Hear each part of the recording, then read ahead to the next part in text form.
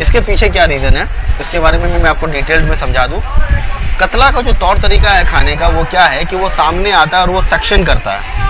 Suction करता है मतलब जिस तरीके से वैक्यूम क्लीनर अपने अंदर कचड़े को खींचता है, उसी तरीके से पानी की तरफ, पानी जो है हुक बेड जो है वो वहाँ जब जाकर के आपका गिरता है जैसे सत्तू वगैरह, तो वो 5, 10, 15 मिनट के अंदर अंदर वो टूट करके एक बालू का पहाड़ जैसा बन जाता है। जैसे कि अगर आप इस्तेमाल कर रहे हैं सत्तू या सूजी वगैरह इस्तेमाल कर रहे हैं, जिसको रावा भी कहते हैं, सूजी को रावा भी कहते हैं, रावा का हुक बेड बना रहे हैं या सत्तू का हुक बेड बना रहे हैं, जिसको भुना हुआ चना का, सत्तू का, चना का आटा, भुना हुआ चना का जो आटा होता है उसका हुक बेड बना रहे हैं। उसका रेसिपी अलग होता है, हमारे चैनल पे दिया हुआ है, अगर आपको नहीं मालूम है तो हमसे भी आप ले सकते हो, कोई दिक्कत नहीं है।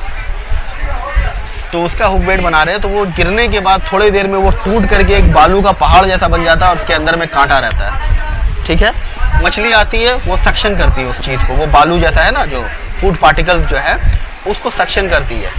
सक्शन मतलब उसको अंदर अपने मुंह के अंदर खींचती है, तो वो बालू की तरह उड़ करके मुंह के अंदर जाता पानी के साथ, पानी गलफड़े से बाहर निकाल देती है और जो फूड मॉलिक्यूल्स है वो अपने मुंह में अटका लेती है। ठीक है, गिल्स वगैरह के थ्रू मुंह के अंदर अटका लेती है और उसको चबा के खाती है वो।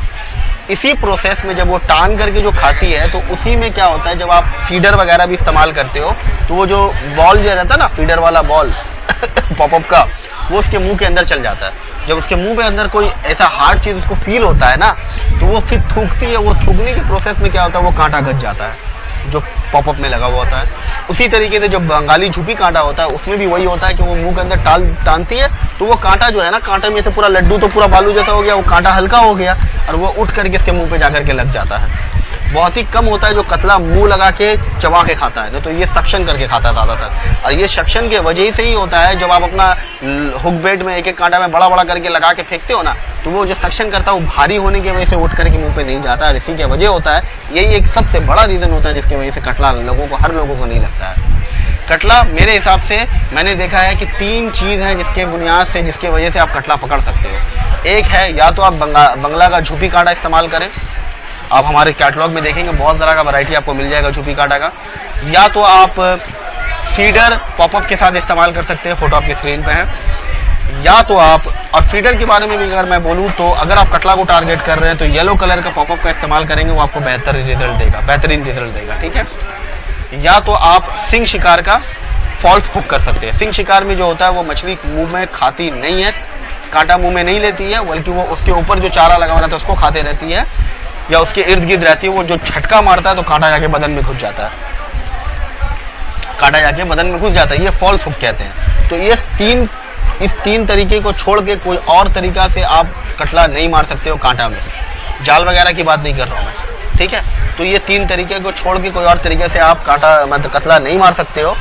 और जैसा कि मैंने आपको बताया कटला का खान पान का तौर तरीका और जितना कुछ बताया, इन सब चीज़ों को अगर आप अपने इसमें इस्तेमाल करोगे तो इंशाअल्लाह अज़्ज़वजल आपको इसका रिजल्ट मिलेगा। कतला पकड़ने का जो प्रोसेस है वो कभी भी ख़त्म नहीं हो सकता है, समझ रहे हैं, कभी ख़त्म नहीं होगा, वो चलता रहेगा। आपको एक्सपेरिमेंट करते रहना है, कुछ ना कुछ ट्राई करते रहना है और देखना है कि आपके इलाके में या कोई भी तक कतला क्या चीज़ करने से, क्या चीज़ कैसे करके बनाने से, इसके ऐसे करके देने से, वैसे करके देने से कैसे में अच्छा लगता है, कैसे करके कतला खाता है, उस चीज़ को आपको देखना होगा। अमूमन ज़्यादातर कतला जो है इधर उधर नाचते रहती है खाने की तलाश में, तो आपको ये भी देखना होगा कि उसका जो नाचने का तरीका है, जो नाचने का जो एरिया है, जिस जगह में वो पेट्रोलिंग कर रही है वो एरिया कौन सा है, उस जगह में अगर आप अपना हुक बेट फेंकोगे तो आपको चांसेस ज़्यादा बढ़ जाता है कतला लैंड करने का, कतला हुक करने का, लैंड करने का नहीं, कतला हुक करने का।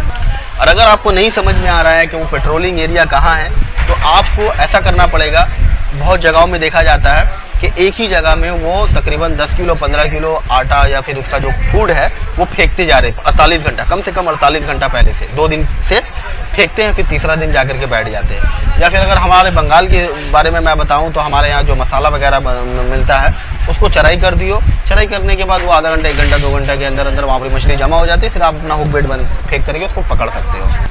और जो 2 दिन से जो पहले का जो मामला बताया जा रहा है, तो वहाँ पर चारा फेंकने से क्या होता है कि मछली को एक जगह में खाना मिल जा रहा है, वो कंफर्टेबल हो जा रही है और वहाँ आ रही है खाने के लिए, खाना जब भी भूख लग रहा था वहीं आ रही है वही स्पॉट में, और वो फिर झिझकती नहीं है उस जगह में चारा उठाने में। तो 2 दिन से अगर आप उसमें चारा करोगे, तीसरा दिन बैठ जाओगे तो मछली को लगेगा देना दिन की तरह चारा गिर रहा है, खा रहे हैं, चले जा रहे हैं, वो खाएगी, फिर वहाँ फंस जाएगी वो। और अगर कहीं आप चराई कर रहे हो 48 घंटे के लिए, तो हर 12-12 घंटे में वहाँ पर खाना आपको डालना है। जैसा मैं बता रहा था कि इन सब चीज़ों का अगर आप ख्याल रखेंगे इंशाल्लाह तो आपको मछली होगी। और मैं कोशिश करूंगा, क्योंकि ये आधे घंटे के ऊपर की वीडियो हो गई है, तो मैं कोशिश करूंगा इसको पार्ट वाइज में दे देने का। तो तीनों को पार्ट को देखें आप, तो आपको बेहतर तरीके से पता चल जाएगा। आज के लिए दोस्तों बस इतना ही, फिर मिलता हूँ कोई नया DIY या कोई नया बेट के बारे में बात करूँगा या कोई ऐसे ज्ञान दूंगा। तब तक के लिए अस्सलाम वालेकुम, जज़ाकल्लाह खैर, आप अपना ख्याल रखिएगा।